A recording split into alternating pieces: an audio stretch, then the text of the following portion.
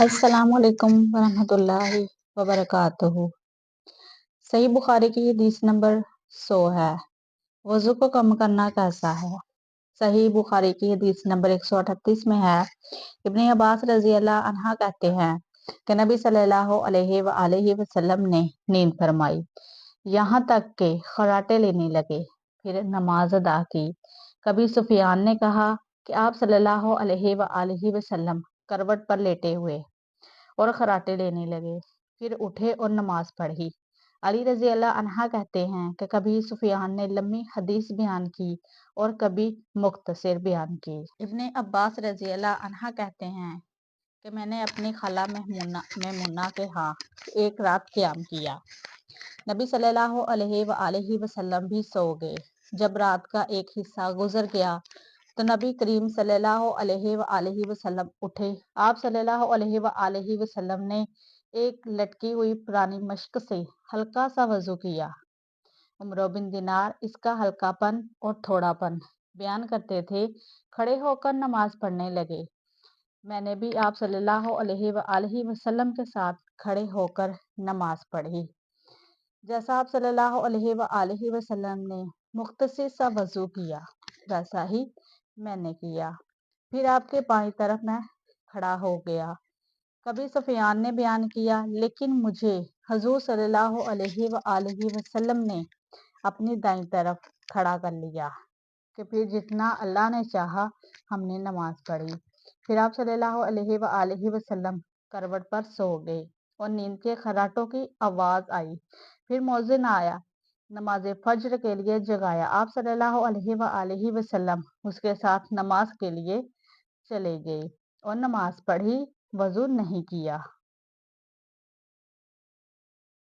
ہم نے سفیان بن عمرو سے کہا، بعض لوگ یوں کہتے ہیں کہ حضور صلی اللہ علیہ وآلہ وسلم کی آنکھ سوتی ہے، دل نہیں سوتا۔ عمرو نے کہا، میں نے عبید بن عمیر سے سنا ہے کہ انبیاء کا خواب بھی وحی ہوتا ہے۔ پھر یہ آیت بطور دلیل پڑھی۔ الصفات 102 نمبر کی حدیث ہے۔ صحیح بخاری کی خلاصۃ الباب نمبر 100 میں ہے کہ اس حدیث کی روایت سے یہ معلوم ہوتا ہے کہ آپ صلی اللہ علیہ وآلہ وسلم نے رات کے وقت جو وضو فرمایا تو اس میں تین مرتبہ ہر عضو کو دھویا تو نہیں اچھی طرح سے، لیکن اعضاء کو ملا نہیں، صرف پانی بہا دیا۔ اس سلسلے میں علماء نے لکھا ہے کہ اس کا مطلب یہ ہے کہ اس طرح سے بھی وضو ہو جاتا ہے۔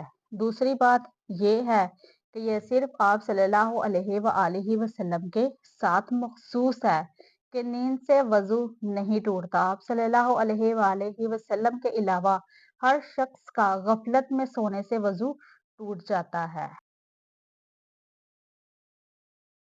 صحیح بخاری کی 101 نمبر حدیث ہے، پورا وضو کرنے کا بیان۔ ابن عمر رضی اللہ عنہ کہتے ہیں کہ وضو کا پورا کرنا، اعضاء کا اچھی طرح صاف کرنا۔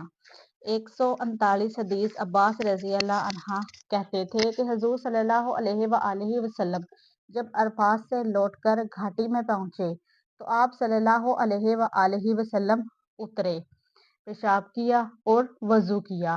وضو مکمل نہیں کیا۔ میں نے کہا، یا رسول اللہ صلی اللہ علیہ وآلہ وسلم، نماز کا وقت ہو گیا۔ آپ صلی اللہ علیہ وآلہ وسلم نے فرمایا کہ آگے چل کر پڑھیں گے۔ سوار ہوئے، جب مزدلفہ میں پہنچے تو پھر وضو کیا اور اس بار مکمل کیا۔ نماز قائم کی گئی، یعنی تکبیر پڑھی، نماز مغرب ادا کی، پھر بٹھایا، پھر عشاء کی نماز پڑھی گئی۔ ان دونوں کے درمیان اور کوئی بھی نماز نہیں پڑھی گئی۔ 102 نمبر حدیث ہے صحیح بخاری کی کہ ایک چلو ہاتھ سے پانی لے کر چہرے کو دھونا۔ ابن عباس رضی اللہ عنہ کہتے ہیں کہ میں نے وضو کیا تو اپنا چہرہ اس طرح دھویا کہ ایک چلو پانی لیا، اس سے کولی کی، ناک میں پانی ڈالا، پھر ایک ہاتھ سے چلو پانی لیا اور اس طرح لیا کہ دوسرے ہاتھ پر اسے ڈال لیا، پھر دونوں ہاتھوں سے منہ دھویا، پھر چلو پانی لے کر بایاں ہاتھ دھویا۔ میں نے چلو پانی لے کر سر کا مسح کیا، پھر چلو پانی لے کر دایا پاؤں دھویا اور پھر چلو پانی لے کر میں نے اپنا بایاں پاؤں دھویا۔ پھر کہاں اس طرح سے میں نے حضرت صلی اللہ علیہ وآلہ وسلم کا وضو مبارک دیکھا تھا۔ صحیح بخاری کی حدیث نمبر 106 ہے کہ پخانے یا پیشاب کے وقت قبلے کی طرف منہ کیا جائے، البتہ اگر کوئی عمارت یعنی کہ دیوار وغیرہ کی آڑ ہو تو اس میں کوئی حرج نہیں ہے۔ صحیح بخاری کی ایک اور حدیث 144 حدیث ہے کہ ابو ایوب انصاری رضی اللہ عنہ کہتے ہیں کہ نبی صلی اللہ علیہ وآلہ وسلم نے فرمایا، جب تم سے کوئی بیت الخلاء میں جائے تو قبلہ کی طرف رخ نہ کرے، نہ پشت، پورب یا پچھم کی طرف منہ کرو۔ مدینہ کے لوگوں کے لیے شرقاً غرباً سے رخ کا پشت قبلہ کو نہیں ہوتی۔ انڈو پاکستان میں تو شرقاً غرباً سے رخ یا پشت ہوتی ہے، اس لیے یہ حکم مدنی لوگوں کے لیے ہے۔ جن علاقوں میں شرقاً غرباً رخ یا پشت قبلے کی ہوتی ہے ان کے لیے بالکل الٹا حکم ہوگا، یعنی شمالاً جنوباً پشت کرنا چاہیے۔ اس 106 نمبر